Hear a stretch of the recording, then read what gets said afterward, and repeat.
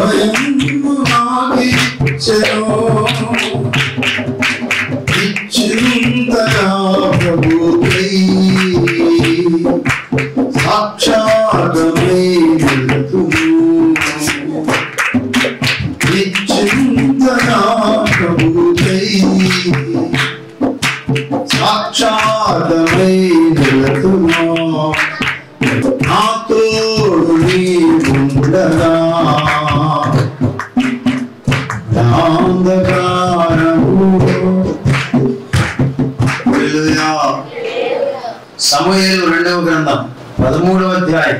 అబ్షాలోము గురించి మీకు కొన్ని విషయాలు చెప్పాలని ఎప్పటి నుండో నా కోరిక.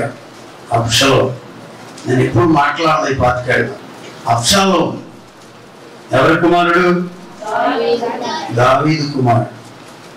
23వ వచనం నుండి చూడండి. 2 సంవత్సరముల తర్వాత ఎఫ్రాయిమునకు సమీపమందుండు బయల్దాసోరులో అబ్షాలోము గొర్రెల బొచ్చు కత్తిరించు కాలం రాగా అబ్షాలోము రాజకుమారులను అందరినీ విందుకు పిలిచాడు. కుమారులందరిని పిలిచాడు. అబ్షాలోము 2 సంవత్సరాలు గడిచిపోయింది.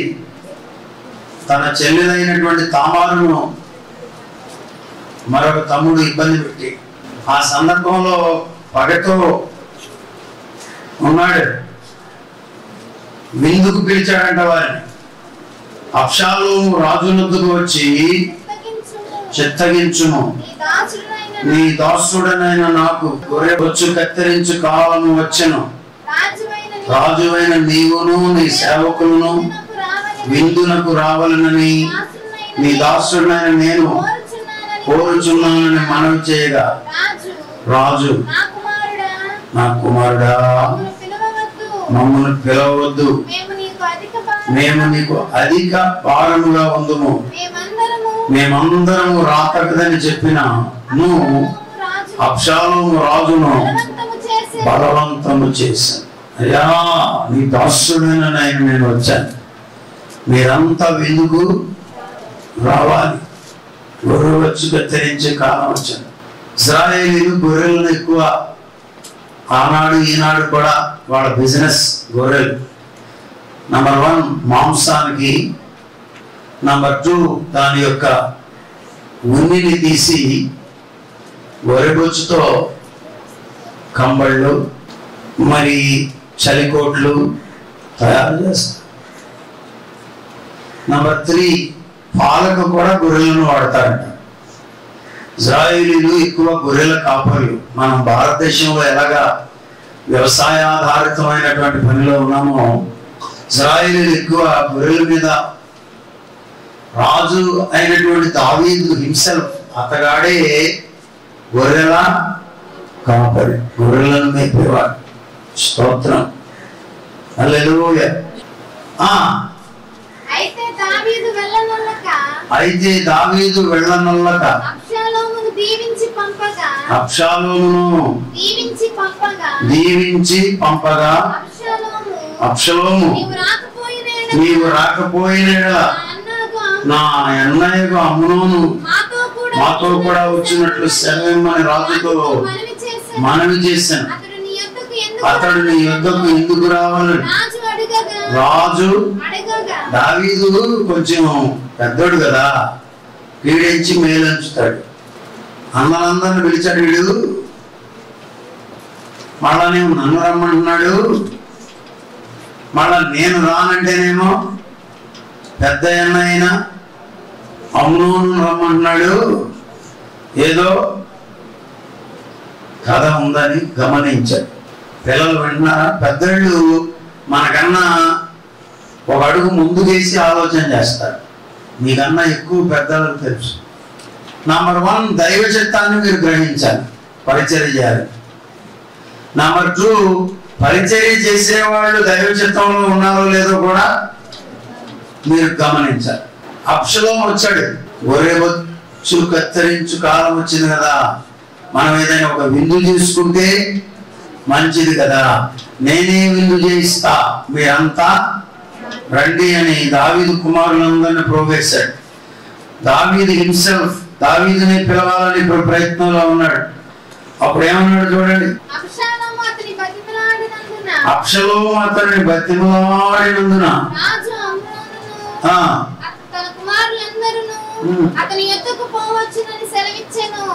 ముందైతే బొమ్మల ఎక్కడో డౌట్ పడుతుందని నా ఉద్దేశం. అబ్షలోము పిలుచుకుంటే బొమ్మలు లేదు కానీ వదిలిపెట్టలేదు, పంపించేయాలి. డాడీ పంపించండి, మీ దాసుడుని నేను అడుగుతున్నాను కదా అన్నాడు. నీ దాసుడు నన్ను తగ్గించుకున్నాడు కానీ అబ్షలోము దావీదేవి అలా చూడలా, నా కుమారుడా అన్నాడు. అంతలో అబ్షలోము తన పనివారిని పిలిచి అమ్నోను ద్రాక్షారసము వలన సంతోషయుడు మీరు కనిపెట్టి ఉంది, అమ్నోను హతము చేయుడని నేను మీతో చెప్పినప్పుడు భయపడక అతన్ని చంపుడి, నేను కదా మీకు ఆజ్ఞ ఇచ్చి ఉన్నాను, ధైర్యము తెచ్చుకుని పౌరుషము చూపుడని గట్టిగా ఆజ్ఞ ఇచ్చాను. తెలుసా? అందుకే దావీదు గమనించాడు, పెద్దలు చెప్పేది అందుకే వద్దని. ఆగు ఏంటి మమ్మీ ఆగమంటారండి, ఆగమంటారండి అన్నాడు. అయినా కానీ వాడు బతిమాలు తీసుకుని వెళ్ళి విందని చెప్పాడు. ఫుల్గా తాగించిన తర్వాత అమ్నోను యొక్క ప్రాణాన్ని మీరు తీయాలి. తెలుసా, ప్రపంచవ్యాప్తంగా ఎక్కడైనా సరే పీనల్ కోడ్ ఏదైతే ఉందో రాజ్యాంగం, చంపినోడు ఎంత దోషో చంపించిన వాడు కూడా అంతే దోషి. ఎందుకంటే వీడికై వీడు చంపలా, వాస్తవంగా వీడిని చంపడానికి ప్రేరేపించాడు, దానిని బట్టి పడుతుంది అన్నమాట శిక్ష. చెప్తున్నాడు, మీరు ఇబ్బంది ఏం పడద్దు, నేను ఉన్నాను కదా, మీరు ధైర్యం తెచ్చుకోండి, పౌరుషము చూపుడని గట్టిగా ఆజ్ఞ ఇచ్చాను. అబ్షలోము ఇచ్చిన ఆజ్ఞ చొప్పున వారు చేయగా రాజకుమారులందరూ లేచి తమ కంచర గాడిదలకి పారిపోయి. రాజకుమారులందరూ అని ఉద్దేశం ఏంటో మీరు చూద్దరు కానీ అబ్షలోము చేసిన పని మొత్తాన్ని తీసేస్తే రాజరికం తర్వాత ఇక రాజు తర్వాత ఇక వాళ్ళు ఎవరు ఉండరని అయి ఉండొచ్చు వాడి ఉద్దేశం. అపవాది మన దుంప తెంపేయడానికి ప్రయత్నిస్తాడు. నీ దుంప తెగ అంటారే మనళ్ళు, మామూలు సంగతి కాదు. అరటి దుంపలు ఉంటాయి క్రింద, మీరు ఎన్నిసార్లు అరటి గెల కోసుకున్నా మళ్ళా పిలకలు వస్తూనే ఉంటాయి. కానీ ఒక్కసారి దుంప ఏరేశారనుకో ఇంకేమీ లేదు. మీ దుంప తెగ అంటే చిన్న బూతు కాదు, ఆక్స్ఫర్డ్ డిక్షనరీకి ఎక్కిన బూతు. నీ దుంప తెగ అంటే శపితమైన పదం. అది అంటే నీ పేరు, నీకున్నటువంటి ఇక నా అన్నటువంటిది ఏది లేకుండా చేయాలి. అబ్షలోము వాళ్ళందరి మీద పడమని వారికి ఆజ్ఞాపించాడు. వాళ్ళు త్రాగం వేసిన తర్వాత ఎప్పుడైతే చంప ప్రయత్నం చేశారో అప్పుడంట వీళ్ళు కంచరగాడిదలెక్కి పారిపోయి వారు మార్గములో ఉండగానే ఒక్కడును లేకుండా రాజకుమారులందరినీ అబ్షలోము హతము చేశానని దావీదునకు వార్త రాగా. ఇదంతా ఎందుకు జరిగిందో తెలుసా? తామారు అని దావీదు కుమార్తె ఉంది. 13వ అధ్యాయం మొదటి వచనాల్లో పరిశుద్ధ బైబిల్ గ్రంథంలో దేవుడు పరిశుద్ధుడుగా ఉన్నాడు. నేను పరిశుద్ధుడనై ఉన్నాను కనుక మీరును పరిశుద్ధులై ఉండవలనని గట్టిగా ఆజ్ఞాపించాడు. ఇలా చెదరిపోయిన వారిని గురించి, పాపములో జారిపోయిన వారిని గురించి పరిశుద్ధాత్ముడు మనకు ముందు దృష్టాంతంగా పెట్టాడు. మీరు పోలీస్ స్టేషన్కి వెళ్తే పోలీస్ స్టేషన్లో రౌడీ షీటర్స్ బొమ్మలన్నీ ఉన్నాయి.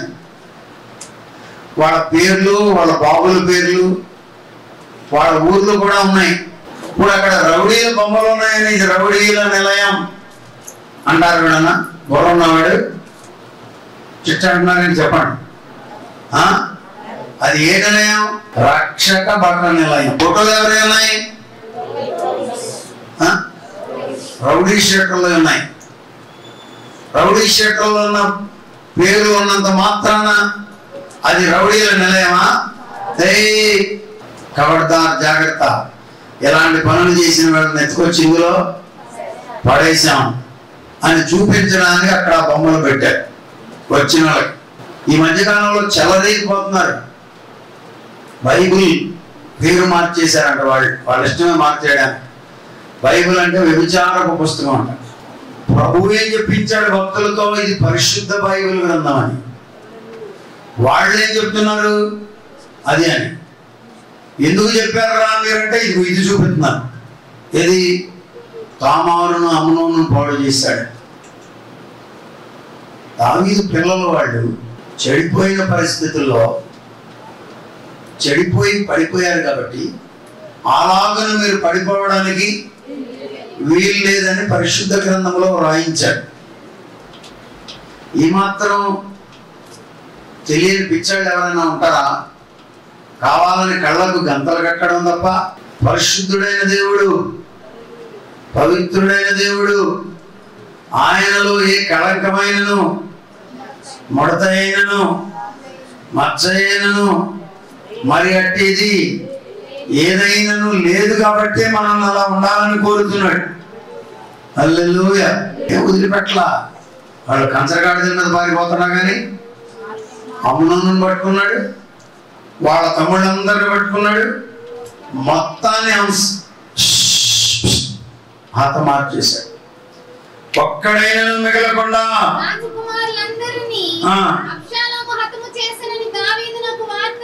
హతము చేయడం మాత్రమే కాదు, హతము చేశాడని దావీదునకు వార్తను పంపాడు. అబ్షలోము అమ్నోను వెళ్ళిపోయాడు.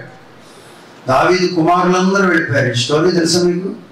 మానవ జీవితంలో బిడ్డలను పోగొట్టుకోవడం అనేది ఓ కష్టతరమైనటువంటి అనుభవం. బిడ్డలు మనకన్నా ముందు దాటిపోవడం అంటే ఆ పడేవాడికి తెలుస్తుంది ఆ బాధ. బిడ్డలను పోగొట్టుకోవడం అంటే జోక్ కాదు, జోక్ లేయడానికి. It's a pain, it's a hardship, కష్టం. యోబు బిడ్డలందరినీ పోగొట్టుకోవాల్సి వచ్చింది. దావీదు రాజయ్యుండి చిన్న ట్రాప్ లో పడిపోయాడు. ఓ జాగ్రత్తగా ఉంటాడు దావీదు. అసలు ఈ సందర్భంలో దావీదు పసిగట్టాడు. అలా వద్దులే అన్నాడా? వద్దులే అన్నాడు. అనే మళ్ళా లూజ్ అయిపోయాడు. వద్దులే అనే నిలబడితే బాగుండేది. రాజునకు వినబడినప్పుడు అతడు లేచి, అబ్బా, రాజుగారు వస్త్రాలు దించుకోవడం అంటే చాలా కష్టమైన సంగతి. పిచ్చుడు కూడా వస్త్రాలు దించుకోడు. కానీ రాజు దుఃఖానికి గుర్తుగా వస్త్రం చింపుకున్నాడు. ఇశ్రాయేలీలో ఈ అలవాటు ఉంది. హోప్లెస్ స్థితిలో, నిరాశలోకి వెళ్ళినప్పుడు ఏమీ చెయ్యలేని పరిస్థితుల్లో రాజులు ఏం చేసేవాళ్ళు తెలుసా? వస్త్రములు చించుకునేవాళ్ళు. అక్కడ నుండే వచ్చింది ఆ సామెత. ఏట్రా ఏంటి ఓ చించుకున్నావేంటమ్మా అంటారు చూసారా? అది చించుకోవడం అంటే మాట్లాడడాన్ని చించుకోవడం లేదు. ఇది అంటే లాట్ ఆఫ్ ఫీలింగ్. చాలా పెద్ద బాధను, వేదను అనుభవించడం. రాజు లేచి వస్త్రములు చింపుకొని నేల పడిపోయాడండి. పాపం ఒకడా ఇద్దరా? మొత్తం అంతా చంపేశాడు. వేసాడు ప్లాన్. నేల పడి ఉండెను. మరియు అతని సేవకులందరూ వస్త్రములు చింపుకొని దగ్గర నిలువబడి ఉండిరి. దావీదు సహోదరుడైన షిమ్యాకు పుట్టిన యెహోనాదాబు దీన్ని చూచి రాజకుమారులైన ఎవరినందరినీ వారు చంపిరని నా ఏలినవాడకు నీవు తలంచవద్దు. అమ్నోను మాత్రమే మరణమాయెను. ఏలయనగా అతడు అబ్షలోము చెల్లెలైన తామారును బలవంతము చేసిన నాటి నుండి అబ్షలోము అతన్ని చంపవలెనని తాత్పర్యంతో ఉండెనని అతని నోటి మాటను బట్టి నిశ్చయించుకొనవచ్చును. కాబట్టి నా ఏలిన వాడవకు నీవు రాజకుమారులందరూ మరణమని తరించి విచారణ పడవద్దు. అమ్నోను మాత్రమే మరణమాయెను. అబ్షలోము ఇంతకు ముందు పారిపోయి, వాడు పెద్ద హీరోలాగా నా చెల్లెల్ని పాడు చేస్తారా అని ఆయన చంపించాడు. ఇప్పుడు వాడేం చేస్తున్నాడు? పారిపోతున్నాడు. ఎందుకని? లేకపోతే వాడిని చంపుతాడు. పాఠం ఏమి నేర్చుకోవాలి ఈ మధ్యాహ్నం? తన కోపమే తనకు శత్రువు. అవును, వాడు చేసింది తప్పే, నువ్వు మాత్రమే చేశావు. వాడేమో విచారం చేస్తే నువ్వేమో నరహత్య చేశావు, వాడిని చంపావు. చూసారు? ఒకదానికి లింక్ అన్నమాట. చూసారా? పారిపోతున్నారంట. నా జీవిత కాలంలో ఒక కోరిక ఏంటో చెప్తాను వినండి. చిన్నప్పటి నుండి ఇప్పుడు పెద్దగా లేదు కానీ రేడియో ఉన్న దినాల్లో ఎక్కువ నక్సలైట్ల గురించి చెప్తా ఉండేవాడు. నక్సలైట్లు అక్కడ ఆ దళాన్ని అక్కడ కాల్చి చంపారు, ఈ పోలీసులు ఇక్కడ కాల్చి చంపారు, వాళ్ళు అక్కడ దాక్కున్నారు, ఆ గ్రామంలో వెతుకుతున్నారు. ఇంకా ఎక్కువ సార్లు మీలో నా వయసు కన్నా పెద్దవాళ్ళకి అందరికీ తెలుసు, మన వయసు వాళ్ళకి. ఆయన ఎవరండి? 1600 కోట్లు ఖర్చు పెట్టి ఆంధ్ర, తమిళనాడు, కర్ణాటక ప్రభుత్వాలు గాలిస్తున్నాయి నల్లమల అడవులన్నింటినీ. ఎవరి కొరకు? ఎర్రచందనపు స్మగ్లర్ ఉండేవాడు. వీళ్ళందరూ 100 మంది తిరిగినా కానీ వాడు దొరికేవాడు కాదు. పద్దాగా రేడియోలో విషయం చెప్తా ఉండేవాడు. అందరూ పారిపోతున్నారు, దాక్కుంటున్నారు, తిరుగాడుతున్నారు. నెమ్మది లేని స్థితిని గురించి ఎప్పుడన్నా నేను అట్లా వింటే పాటల్లో విన్నా కానీ, ప్రభువా మాకు అలాంటి స్థితి రాకూడదు. దేవుని దేవాలు ఇప్పుడు ఉన్న పరిస్థితులు ఇప్పటి వరకు ఈ 40-50 ఏళ్లలో ప్రభు కృపలో మనం ఎక్కడికైనా నిర్భయంగా వెళుతున్నాం, నిర్భయంగా వస్తున్నాం. ఏ టైం అయినా సరే, ఎనీ టైం. ఎందుకో తెలుసా? చెప్పండి. మనం ఎవరికి కీడు తలపెట్టలా, ఎవరిని కొట్టించలా. ఆ మధ్యకాలంలో ఎవరో గుద్దెడిపోయారు, ఆ తర్వాత నా కారు కూడా వెళ్ళింది. వాళ్ళు ఎక్కడో సీసీ కెమెరాల్లో చూచారంటే నన్ను కూడా పిలిపించారు. చాలాసేపు 3 గంటల సేపు పోలీస్ స్టేషన్లో కూర్చోండబెట్టారు. నేనేం బాధపడలేదు, సిగ్గుపడలేదు. వాస్తవంగా దానికన్నా ముందు రోజే అయ్యా ఇది అవసరం ఉందండి చేయండి అంటే చేశాను కూడా. నేను చాలా పెద్ద వర్క్ అది. అయినా వాళ్ళు కూర్చోబెట్టినందుకు నేను సంతోషించా. ఎంత సహాయం చేసినా తప్పు చేస్తే తప్పుగానే చూడాలనే రూల్ను బట్టి పెట్టి ఉంటారులే అని. I went they short they. 3 గంటల తర్వాత ఒక సోదరుడు వచ్చాడు వాళ్ళలో నుండి, ప్రక్కకు తీసుకుని వెళ్ళాడు. పాస్టర్ గారు మీతో ఒక చిన్న మాట మీరు ఏమనుకోనంటే పెద్దోళ్ళు బాధపడనంటే అంటున్నాను. ఏంటంటే చెప్పండి అన్న. ఒకవేళ పొరపాటు ఏదైనా జరిగి ఉంటే మీ డ్రైవర్ని పెట్టండి. మీరని చెప్పారంట కదా, అందులో మీరని చెప్పమాకండి, మీ డ్రైవర్ని పెట్టండి, నేను మాట్లాడతాలే మిగిలింది అంటున్నాడు. నేను అన్నాను, బ్రదరు నేను సుదూరం ఉండగానే అది కుక్క అనుకున్నా, దగ్గరికి వచ్చేసరికి ఇది కుక్క కాదు గేదేమో అనుకున్నా, పెద్దగా ఉంది కాబట్టి రోడ్డు కట్టంగా ఉంది. ఇంకా దగ్గరికి వచ్చేసరికి మనిషి అనుకున్నా. అప్పుడు దగ్గరికి వచ్చిన తర్వాత నాకు పాదాలు కనబడ్డాయి. అప్పటికే నా ముందు 4-5 బళ్ళు వెళ్ళినటువంటి ఆ చారలు, పెద్ద బళ్ళు వెళ్ళిపోయిన చారలు కనబడుతున్నాయి. నేను 3వ వానుగానో 4వ వానుగానో వెళ్ళాను. కాబట్టి డ్రైవర్ పేరు పెట్టవలసిన పని లేదు, నేనే తోలే, ఒక్కడనే ఉండి తోలే. ఒకవేళ వాడు అక్రమంగా నా మీద పెట్టి నేనే చేశానంటే దానికి పడడానికి కూడా సిద్ధంగా ఉన్నాను తప్ప ఇంకొకరిని పెట్టే ప్రసక్తి లేదన్న. మీరు ఎప్పుడు గుర్తుంచుకోండి, తప్పు చేయనప్పుడు మీరు భయపడనక్కర, మిమ్మల్ని నిందించినా భయపడక్కర్లా, మిమ్మల్ని అందులో ఇరిగించినా భయపడనక్కర్లా. నీతి కొరకు ఆకలి దప్పులు గలవారు ధన్యులు, నీతి కొరకు హింసింపబడువారు ధన్యులు. హల్లెలూయా, ఆమేన్. ఇక్కడ ఏం చెప్తున్నాను మీకు? పారిపోయాడు. మనము గనక ఎవరినన్నా చంపినా పారిపోవాల్సి వస్తుంది, చంపించినా పారిపోవాల్సి వస్తుంది. లైఫ్లో ఎవరిని చంపొద్దు, చంపమని సలహా కూడా నువ్వు చంపలా, వంగల ముందు కొనుక్కొచ్చి తెచ్చి జాగ్రత్తగా ఇచ్చావు, వాడు వేసాడు, అయిపోయాడు. రేపొద్దు నన్ను 4 పెట్టాడు అనుకో, అమ్మో నాకు తెలియదండి మా అక్కయ్య తెచ్చి ఇచ్చిందని చెప్తాడు. అక్కయ్య ఏ అక్కయ్య? ఫలానా అక్కయ్య అన్నాడు. ఎక్కడికి? వాడు పోయి అక్కడ కూర్చున్నాడు. నీకు వస్తుంది అసలు చావు. అబ్షలోము చంపించాడు, అది మనకు తగదు. 2వ సమూయేలు గ్రంథము 13వ అధ్యాయము 34వ వచనం. అబ్షలోము ఇంతకు ముందు పారిపోయి ఉండెను, కావలి ఉన్న పనివాడు ఎదురు చూచుచున్నప్పుడు తన వెనక కొండ ప్రక్కనున్న మార్గమును వచ్చుచున్న అనేక జనులు కనబడిరి.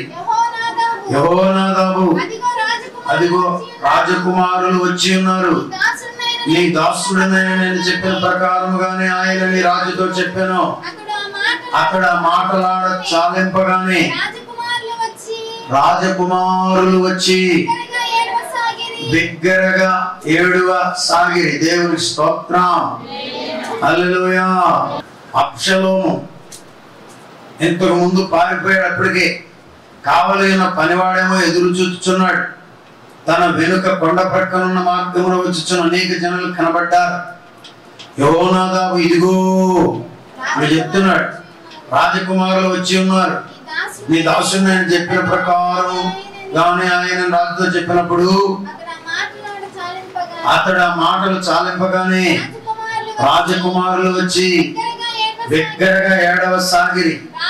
రాజును అతని సేవకులందరినీ దీన్ని చూచి బహుగా, రాజులు కూడా ఏడుస్తారా? రాజులు కూడా వాళ్ళకేం బాబు అనుకుంటున్నారా? వాళ్ళకి బాధలు ఉంటాయి, వాళ్ళకి కష్టాలు, వాళ్ళకి ఇరుకులు ఉంటాయి, వాళ్ళకు ఇబ్బందులు ఉంటాయి. వాళ్ళు మనలాగే 2 కాళ్ళు 2 చేతులు శరీరము కలిగిన వాళ్ళు. వాళ్ళకు కూడా నొప్పి ఏంటో తెలుసు, వాళ్ళకి మనసు ఉంటుంది. బిగ్గరగా ఏడువ సాగిరి.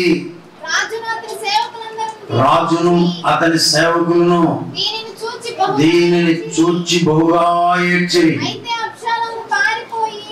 అయితే అబ్షలోము పారిపోయి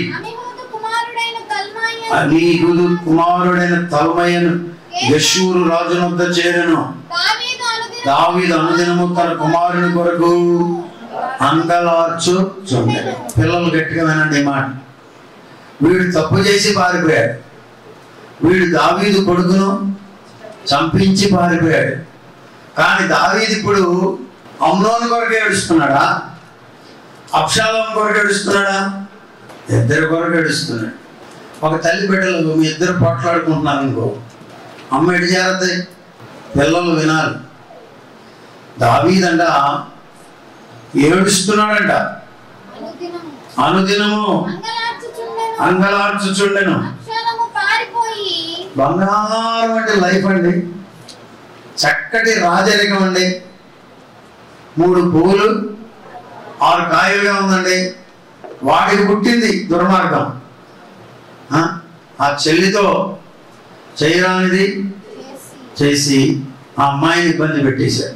దండాలు పెట్టిందంట, వద్దు బాబు అని. అయినా వీళ్ళ ఆ సంగతి అబ్షాలోముకు వినబడినప్పుడు వీడిని చంప కొట్టించాడు. వీడిని చంపేశాడు. వీడిని చంపేసి వాడెళ్ళి ఎక్కడ కూర్చున్నాడు? అయితే అబ్షాలోము పారిపోయి అమీహూదు కుమారుడైన తల్మయ్యను గెషూరు రాజు వద్ద, అది అవమానం కాదు? వాడు వెళ్ళేమో అక్కడ చేరితే రాజుగారు ఏం చేస్తున్నాడు? అంగలార్చుచున్నాడు. నేను కూడా కొంచెం బాధపడ్డా, అయ్యో బిడ్డ నా కళ్ళ ముందు పుట్టినాడు, నాకు పుట్టినాడు వెళ్ళిపోవడం ఏంటయ్యా, అది అంగలార్పండి. దావీదంట బిడ్డ కొరకు ఏం చేస్తున్నాడు? అంగలార్చుచున్నాడు. అబ్షాలోము పారిపోయి యెషూరునకు వచ్చి ఆడికి వచ్చింది బాధలో. మామూలు ప్రసంగం అనుకోమాకండి, చాలా గట్టి ప్రసంగం. ఎందుకంటే తెలుసా, నువ్వు ఈ మాట వింటే 3 సంవత్సరాలకు అమ్మగా ఇంటికాడ పడుకుంటావు. ఈ మాట వినకపోతే బెదిరిపోయి ఏదో ఒక దేశంలో దొంగచాటుగా పడుకోవాల్సి వస్తుంది. Safety methods. వాడిని చంపకుండా ఉంటే భయపడక్కలా. ఇప్పుడు అవతల ఉన్నది రాజు, మా తండ్రే. కానీ రాజు ఎప్పుడు వస్తాడో, ఎప్పుడు ప్రాణాన్ని తీస్తాడో, ఎవరిని పంపించక్కర్లా. పంపించకపోయినా పంపిస్తాడేమో అనుకుని పారిపోతాడు. దుష్టుడు ఎవరన్నా చెప్పండి, ఎవడును తరమకుండానే వాడు పారిపోవునన్నాడు. రాజైన దావీదు అమ్నోను మరణమాయననుకొని అతనిని గూర్చి ఓదార్పు నొందినవాడై అబ్షాలోమును పట్టుకొనవలెనన్న ఆలోచన మానెను. అబ్షాలోము మీద ప్రాణము పెట్టుకొనెను అనుకున్నాడంటే 39వ వచనంలో 3 సంవత్సరాలు అయిపోయింది, అమ్నోను ఎట్లాగో చనిపోయాడు, వీడన్నా బ్రతుకుతాడేమో, ఎందుకు వీడిని చంపడం అని అబ్షాలోమును పట్టుకోవాలనుకున్న పరిస్థితుల నుండి బయటపడ్డాడు. 3 ఏళ్ల తర్వాత టైం హీల్స్. అబ్షాలోమును పట్టుకొని వాళ్ళనన్న ఆలోచన మానేను అనుకుంటున్నాడు. ఇదిగో ఇవ్వద్దు, వాడిని పట్టుకోనవద్దు, వాడిని చంపవద్దు. వాడు చచ్చిపోయి వీడు చచ్చిపోతే ఏం ఉపయోగం? నా బిడ్డలేగా.